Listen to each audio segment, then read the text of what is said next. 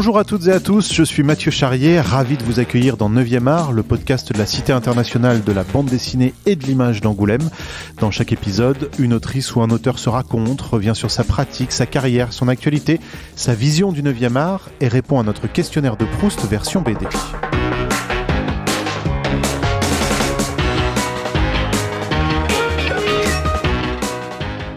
Alors, je suis autrice de bande dessinée, installée en France depuis 5 ans, et je suis l'autrice d'un roman graphique qui vient de paraître aux éditions Sarbacane qui s'appelle Frères d'Orient.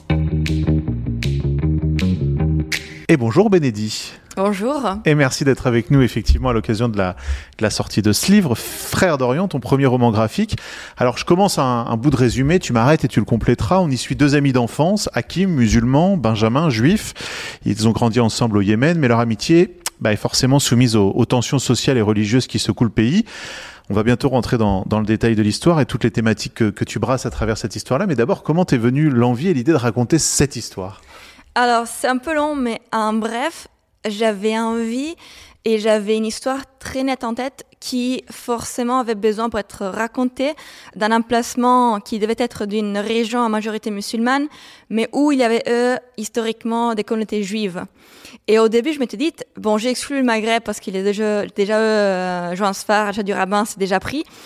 Je me suis tournée vers la Turquie, mais il n'y a quasiment pas de documentation sur ce territoire. Et de fil en aiguille, je suis arrivée au Yémen. Et là, j'ai trouvé une réalité qui était très, très vivace, très, très intéressante, très riche, et où justement, il y a cette osmose très intense entre la communauté juive et la communauté majoritaire musulmane arabe. Et donc, c'est pour ça que ça m'a vraiment donné envie, non seulement de raconter l'histoire que je voulais raconter, mais aussi de la plonger dans ce contexte historique-là que j'ai étudié en profondeur. Il faut préciser que dès le départ, les 2 amis partent pas exactement du même niveau ou avec les mêmes chances, puisque Benjamin, il appartient à une grande famille juive, Hakim a une famille de marchands. Donc ça aussi, tu avais envie de raconter le fait qu'on part pas forcément tous avec les mêmes chances dans la vie ? Il y a de ça. Benjamin, il est pas vraiment riche. Il est pas c'est quelqu'un qui a un capital culturel très élevé. Et ça, c'était vraiment la discriminante pour moi de dire quelqu'un qui n'a pas un capital culturel du départ, comme c'est Hakim, mais qui s'est construit culturellement et qui se met en jeu et qui se mobilise pour s'éduquer, pour devenir calligraphe et ainsi de suite. Et ce que je montre dans le livre, c'est que c'est, à mon avis, ce type de personnalité qui est la personnalité gagnante. Pas celui qui entame en ayant des perspectives très riches, mais celui qui joue bien ses cartes et qui sait se valoriser et se valoriser son parcours, qui gagne. C'est la Première Guerre mondiale, en fait, qui commence à attiser les tensions entre les communautés. Ce qui a fait un peu de bruit, c'est le fait que juste quelques décennies avant, et à cette période-là, il y a de plus en plus d'Européens qui se rendent au Yémen, de plus en plus de Juifs qui se rendent au Yémen, et ça, historiquement, on sait que ça a un peu un effet de basculement de cette communauté qui avait été presque intouchée pendant un bon millénaire, on va dire. Et donc, il y a de ça, et ça en ajoute à des tensions qui peuvent y être aussi, mais ça, notamment dans les grandes villes, la Sanaa, entre la communauté dominante et donc aussi le pouvoir politique islamique et ces citoyens soumis, donc les juifs. Mais c'est pas un effet direct, c'est plutôt lointain. Mais c'est vrai qu'effectivement, il y a des bouillonnements et que parfois, du fait de ces bouillonnements, il y a des tensions. Et il y a un personnage, Hassan, qui arrive. Effectivement, Hassan, c'est le personnage de l'ennemi parfait. Celui de l'étranger, au sens large. Oui, mais celui qui est l'étranger, mais qui se croit le roi, qui se croit celui dont tout lui est dû, qui justement a des compétences, ou aurait des compétences qui auraient dû lui permettre d'être plus un autre qu'il est. Et du fait de cette frustration, il capitalise sur la peur et instrumentalise cette peur pour mettre en avant ses propos qui sont des propos de fondamentalistes finalement, mais qui n'ont pas lieu d'être, qui sont absolument lunaires. Avec une malédiction qui plane sur le village. C'est ça. Et la malédiction, elle est amenée par erreur. En fait, c'est un personnage qui est le sein du djinn qui apparaît, qui impose à tous les hommes adultes du village de ne pas bouger de chez eux, de ne pas avoir activité commerciale, liturgique qui soit. Et ça pour les juifs et les musulmans, au même niveau. Et ça en découle que ça sera les femmes. C'est elles qui doivent prendre le relais et doivent donc assumer le rôle d'acteurs prominents dans le village, ce qui engendre effectivement des questionnements davantage et après des tensions. Et c'est justement une malédiction qui risque de te faire plonger dans un coma d'où tu te réveilles pas, qui est utilisé comme outil pour empêcher ou essayer d'empêcher à ces hommes de pas sortir, alors que visiblement, ils continuent à sortir et continuent à faire ce qu'ils veulent. Qu'est-ce que tu voulais raconter derrière ça, justement ? Je pense que la malédiction, c'est un prétexte narratif pour justement créer un obstacle qui permet de révéler des dynamiques qui sont internes aux vies des personnages, dont déjà un, et de deux, parce que c'est pas une histoire féministe, mais c'est une histoire où je voulais raconter le fait que ce type de société n'ont pas été des sociétés qui ont exclu les femmes, mais qui ont encadré le féminin dans un certain mode de placement, disons, social. Et donc de se dire, bon, qu'est-ce que ça se passerait si ce cadre venait à manquer? Et donc aussi, comment ces femmes, à mon avis, s'approprieraient de leurs propres traditions, chose qu'elles font, pour mettre en question l'ordre établi. Donc c'est justement, ça démarre par le biais de cette malédiction, et ça permet de mettre en avant ça. Il y a aussi le personnage de Rachid qui est intéressant. Oui, Rachid aussi, c'est quelqu'un qui veut son bien avant l'intérêt de la communauté, veut sa richesse avant la stabilité de la communauté, et voilà, cherche juste à embrouiller les pistes. À faire peur, il joue sur les peurs. À faire peur, oui, c'est ça. C'est fou quand on voit cette histoire, bon, que t'imagines dans le passé. Après, on va venir aussi sur nos deux amis qui se retrouvent plus tardivement, mais comment on a l'impression que l'histoire, elle se répète, y compris aujourd'hui, comment on joue sur les peurs, comment on essaie de faire peur à des peuples, d'opposer des différentes religions entre elles. Il y a tout ça dans ce livre. Oui, exactement. Et aussi, il y a la même dynamique de divide et imperat. On va diviser pour permettre de renforcer cette polarisation, par le biais de cette polarisation de nous imposer. Mais pas qu'au niveau religieux, à plusieurs niveaux. Au niveau religieux, dès dans une même religion, au niveau de la perception de comment la religion doit se tenir, au niveau aussi de la gestion politique du village, il y a plusieurs couches, c'est pas que l'aspect religieux. Mais oui, je suis d'accord, c'est une dynamique qui malheureusement auquel on est confronté tous les jours. Alors ensuite, nos deux amis, on les retrouve plus tard à Vienne, en Autriche. Ils ont grandi, entre guillemets, ils ont vieilli. Pourquoi tu as eu cette envie de les faire retrouver et de jouer sur ces deux temporalités, finalement ? Alors, parce que ça me permettait d'arriver en 1938, qui est une date clé. Et je pense que c'était important de signifier qu'il y a eu un moment de fracture irrémédiable dans l'histoire juive et européenne, et par extension aussi dans l'histoire de ces deux personnages, donc dans ça. Et de deux, parce que ça me permettait de raconter en vérité la chose plus intéressante, ce qui s'est passé entre ces deux moments. Et justement, c'est ce que je disais tout à l'heure, moi ce qui me plaît le plus, c'est de creuser dans des personnages et de dire, bon, et alors, comment ils évoluent ensuite, qu'est-ce qu'il en devient d'eux. Et ça me tenait à cœur de le faire avec ces deux personnages-là, justement pour mettre en évidence deux parcours qui sont assez divers, mais qui peuvent se rapprocher au sens où les deux arrivent à être épanouis, les deux arrivent à être en Europe par des histoires totalement différentes, et les deux surtout, l'un des deux surtout, Hakim, va acquérir entre guillemets des compétences, des notions qui vont devenir des clés de lecture du fait qu'ils ont vécu, de cette, on sait pas, hallucination collective, hystérie collective qui s'est passée. Donc c'était aussi pour ça, pour donner à ces personnages les clés de compréhension outre que celles qu'ils avaient à l'époque des faits. Alors, il y a l'histoire de nos deux personnages, l'histoire romancée, j'allais dire, et ce qui frappe aussi dans le livre, c'est vraiment la richesse historique, sur l'histoire des religions, sur le Yémen, t'en parlais. Comment tu as travaillé tout ça ? Est-ce que c'est que de la documentation ? Est-ce que tu as pu aller un peu sur place ? Alors, sur place, non, c'est vraiment hors question. En fait, le Yémen vit depuis plus de 14 ans, là, une des pires crises humanitaires du XXe siècle, qui est souvent délaissée. qui a fait des centaines de milliers de morts. Donc non, c'était absolument infaisable. Ce que j'ai fait, c'est que je me suis renseignée, je suis allée toquer aux portes des chercheurs qui sont occupés de Yémen, de communautés juives, de communautés musulmanes, de leurs interactions. Et ce qui s'est passé de drôle, c'est que j'ai trouvé par hasard que dans mon petit bled italien, il y avait l'un des plus importants experts italiens de Yémen, que je connaissais pas et qui avait une bibliothèque immense où j'ai puisé des documents vraiment hyper précieux, des choses que j'aurais jamais pu trouver. Et ça a été le point de départ. Vraiment, tout l'encadrement historique vient de là. Et j'ai vraiment voulu avoir le plus de précision possible, d'avoir le plus d'éléments possible. Et j'ai souvent changé des choses. Moi, j'avais été fait des choses que j'ai dû effacer parce que ça collait pas à la réalité historique de ce territoire. Parce que moi, je viens pas de ce territoire-là. Cette histoire ne m'appartient pas. Et pour justement pas faire ce qu'on appelle aujourd'hui cultural appropriation, de justement instrumentaliser, acquérir sans réflexion, sans soin quelque chose, je voulais pas de ça. Je voulais surtout pas de ça. Et donc, c'est pour ça que je me suis occupée autant à faire de la recherche, à creuser et après, ensuite, construire un scénario détaillé. Les personnages sont purement fictifs ou tu t'es quand même inspiré d'histoires vraies, comme on dit?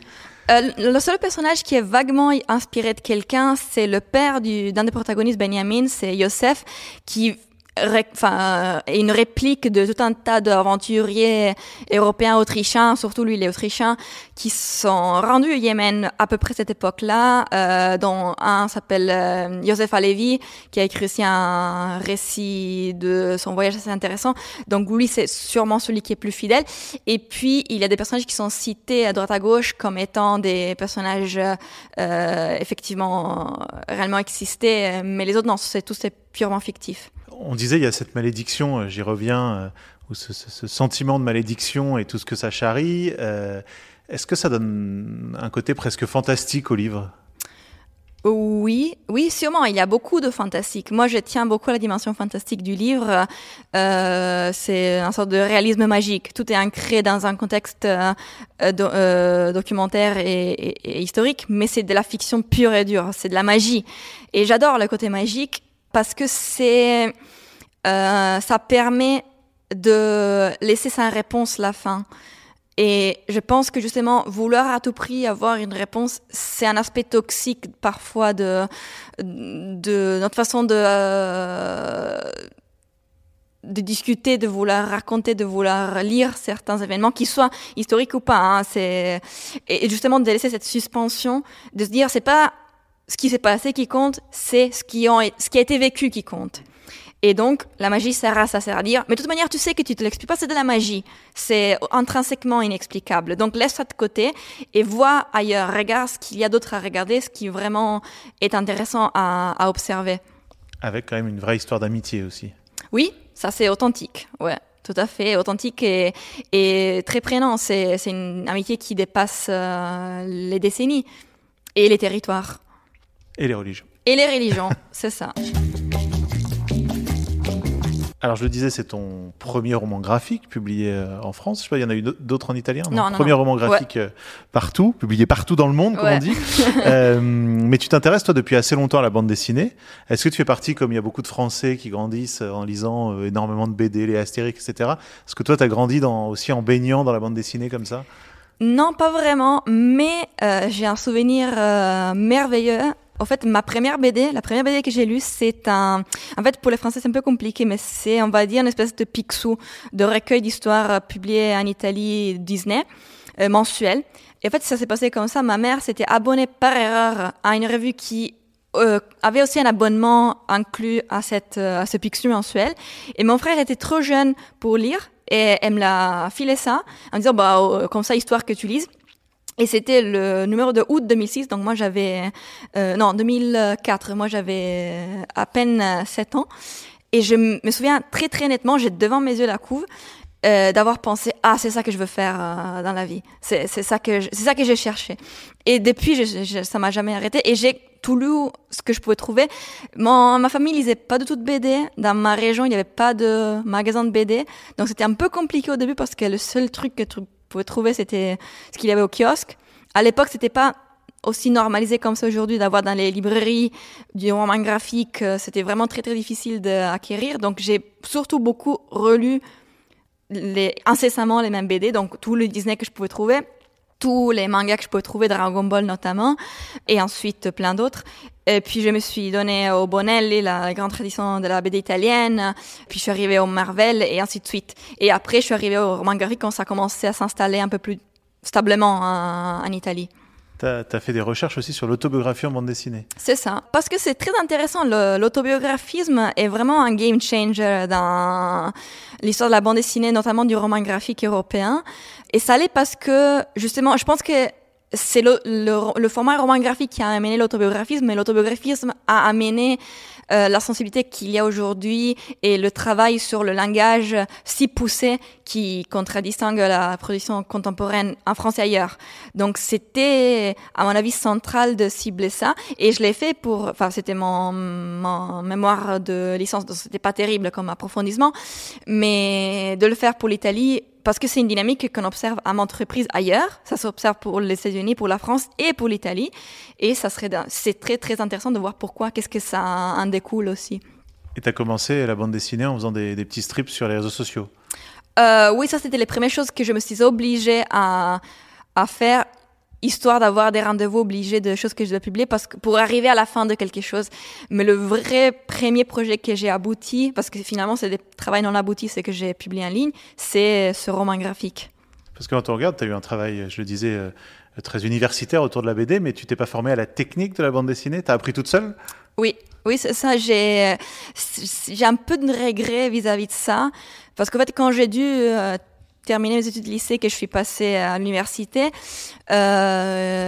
les écoles de BD en Italie ne m'attiraient pas. Il y avait qu'une école publique qui était une académie des beaux-arts à Bologne, mais qui n'avait pas un parcours qui m'intéressait plus que ça, alors que l'université m'attirait beaucoup.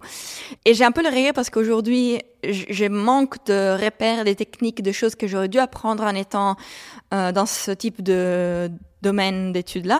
Mais la bonne nouvelle, c'est que je pense que ça m'a aussi amené à avoir avoir des outils pour mes récits que peut-être j'aurais pas développé si j'avais pas ce parcours-là. Donc de ça, je suis enthousiaste. Dessin traditionnel ou numérique ? Traditionnel. Et noir et blanc ? Noir et blanc, mais je essaie de m'apprendre à la couleur. Parce que là, tout le livre est publié en noir et blanc. On a presque le regret à des moments, quand on est au Yémen, avec toutes ces couleurs, en tout cas l'image qu'on s'en fait, on aurait presque envie de voir. Est-ce que c'est une question que tu t'es posée ? Oui, mais j'avais aucun doute, ça aurait été du noir et blanc. Je suis très passionnée du noir et blanc. Et je pense que ça aurait été beaucoup moins suggestif si ça aurait été en couleur, beaucoup moins mystérieux, trop premier degré, si je peux dire. Donc, en ce sens-là, je pense que non, j'aurais pas pu le faire en couleur. On m'a demandé de faire des essais couleurs à un moment donné, mais finalement, ça marchait pas. Et si je dis pas de bêtises, tu travailles déjà sur un deuxième roman graphique. Oui. Qui s'appelle Boot. Ouais, c'est un titre provisoire, mais oui. Où là, on est encore sur une histoire de religion, alors cette fois pendant la Première Guerre mondiale. Oui, mais là, c'est Deuxième Guerre mondiale. Deuxième Guerre mondiale. Oui, mais là, c'est la région, ça compte pas plus que ça, c'est la géopolitique qui compte.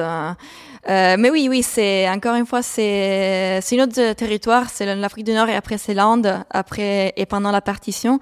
Mais encore une fois, parce que c'est des territoires qui sont pas explorés, donc pour moi, c'est vraiment un cadeau de pouvoir y travailler dessus. C'est l'histoire dont personne s'intéresse et je trouve c'est fort dommage parce que c'est des histoires très poignantes et parce que encore une fois, je peux y mettre de la magie et donc si je peux, je le ferai. Surtout qu'avec l'Inde, le Pakistan, j'imagine qu'il y a là aussi beaucoup de croyances il y en a partout de croyances. C'est ça le problème, c'est qu'on voit celles des autres, on voit pas les nôtres. C'est ça le problème des croyances. Et donc, en attendant de découvrir ce livre, Boot, c'est le titre de travail, mais j'imagine qu'il y aura sans doute un autre titre à la fin. On découvre ton premier roman graphique qui s'appelle Frères d'Orient et qui est publié aux éditions Sarbacane. C'est le moment, Bénédie, où on passe à notre questionnaire de Proust version BD. Est-ce que tu es prête ? Allons-y. Alors, tu as déjà en partie répondu à cette question, mais la première BD que tu as lue ? C'est Paperino, le numéro de août. J'ai mal fait le calcul tout à l'heure, c'était celui de 2004, oui, j'avais 7 ans. Oui. C'était ma première BD en absolu depuis toujours. Quelle est selon toi la meilleure BD de tous les temps ? Alors, selon moi, mais c'est vraiment personnel, c'est Habibi de Craig Thompson. Pour tout, pour l'histoire, pour le graphisme, pour la composition, pour le fait que ça soit un montage qui bascule d'une époque à l'autre avec une aisance incroyable. Et je trouve à chaque fois que je la lis, je trouve que c'est vraiment un chef-d'œuvre. Quelle est selon toi la plus belle couverture de bande dessinée? Alors, je trouve que c'est la meilleure couve au sens de la meilleure édition, enfin vraiment comme objet esthétique, et c'est la couve d'une BD qui s'appelle, je pense qu'en français c'est Une grenouillette en automne, de Léné Asterte, qui a gagné aussi, je pense, un prix à Angoulême en 2022. Et toute l'édition est hyper belle. C'est pas un carré, c'est un rectangle. On dirait une lithographie japonaise. Je trouve que c'est simplement magique. Et c'est aux éditions de La Cerise. Quelle est selon toi la plus belle case de bande dessinée? Oula, très bonne question. C'est un peu enfantin, mais j'aime beaucoup. Il y a un moment où la première fois, il y a dans Dragon Ball, Goku apprend à faire la Kamehameha, la l'onde énergétique, et il y a cette planche, un quadruple case, on va dire. Parce que c'est l'une des premières que j'ai vues que ça m'a frappé, je pense que c'est ça finalement. Pour devoir de reconnaissance à ce manga-là, je dirais celle-là. Est-ce qu'il y a une BD que tu aimes mais tu as honte de l'avouer? Ah, sûrement, il faut que je réfléchisse, mais que j'ai honte. Bah, peut-être qu'aujourd'hui, dans certains contextes, j'ai du mal à avouer que j'aime beaucoup Naruto, mais je pense que c'est en train de se décriminaliser, même dans des contextes qui étaient un peu sophistiqués. Dans le domaine de la BD, j'entends. C'était un peu pas très cool de dire que t'aimais Naruto alors que je kiffe. Maintenant, c'est en train de redescendre. Quel est ton personnage de BD préféré? Alors, je dois faire une référence italienne, malheureusement, c'est Dylan Dog. C'est un personnage d'une série qui est en activité depuis 1980 en Italie, qui porte son nom. Et c'est cet enquêteur du cauchemar, toujours habillé de la même manière, toujours qui fait les mêmes actions, toujours dans des contextes vraiment divers et variés où il a affaire à des histoires improbables, mystérieuses. Je trouve que c'est formidable. Toute l'atmosphère, le dessin, les personnages, comment ils sont caractérisés, c'est formidable. Quel est ton personnage de BD détesté? C'est toujours un Bonelli et c'est Tex. C'est le personnage de Tex, c'est ce cowboy qui gagne toujours, qui est toujours bon, qui est toujours bien, qui tout le monde respecte. C'est vraiment insupportable. Ton super-héros préféré? Je sais pas si ça compte comme super-héros, mais j'aime beaucoup Wolverine. C'est un mutant, donc techniquement, il appartient à cet univers-là. Mais j'aime beaucoup, et déjà, qu'il peut se régénérer, c'est formidable, c'est génial. C'est comme, justement, dans Dragon Ball, il y a les gens du planète Namek qui ont ça. Et puis qu'il y a des espèces de trucs rétractiles en adamantium, c'est génial. C'est un personnage que j'adore. Et ton super-héros détesté? Je crois à Captain America. Pour la même raison, parce que c'est ce bonhomme tranquille, toujours dans le bien, toujours propre, pour le bon, qui représente la bonne Amérique, qui va exporter la démocratie, tous ces trucs-là, ça me dégoûte. Tu dessines dans le calme ou en musique? Musique, mais surtout podcast. Beaucoup ou podcast ou documentaire. Je dois avoir quelqu'un qui me parle dans les oreilles pour dessiner. Couleur ou noir et blanc? Noir et blanc. C'est un peu surcoté, je trouve, mais le noir et blanc a des potentialités expressives vraiment très, très importantes. Et surtout, il y a, à mon avis, une attention sur la ligne que moi, je prône. Enfin, je prône la ligne à d'autres aspects techniques de la BD, plus que les ombres, plus que d'autres choses. Donc, je pense que tu peux mieux t'en apercevoir qu'une ligne est belle si elle est faite en noir et blanc. Cela dit, je suis en train de m'y mettre à la couleur, donc je suis hypocrite, en fait, je me donne au dos champ. Et pour terminer, est-ce qu'une autrice ou un auteur de bande dessinée que tu nous conseillerais et qu'on ne connaîtrait pas forcément? Alors oui, à mon avis, elle est pas très connue en France. C'est une autrice italienne qui a fait paraître pas mal de BD, qui s'appelle Alice Milani, et qui a fait paraître en France il y a pas très longtemps chez Cambourakis sa BD qui s'appelle Sofia Kovalevskaya, Vie et histoire d'une mathématicienne géniale, qui est l'histoire de cette mathématicienne russe qui était formidable, qui est morte très jeune, mais qui a révolutionné la mathématique. Et en fait, c'est pas une bio comme les autres, comme on en a plein les étagères dans les magasins de BD aujourd'hui. C'est déjà stylistiquement, je trouve c'est formidable. Et ensuite, c'est drôle, c'est deuxième degré. Il y a plein de références sur la contemporanéité. C'est pas solennel. C'est pas la consécration de quelqu'un déjà consacré par l'histoire. Et ça, je trouve, c'est génial. J'adore son travail en général. Celui-là, c'est encore plus intéressant à découvrir. Eh ben merci Bénédicte d'avoir joué le jeu. Merci à vous. Et donc j'invite toutes celles et ceux qui nous écoutent à découvrir ce Frères d'Orient qui est publié aux éditions Sarbacane. Merci beaucoup. Merci.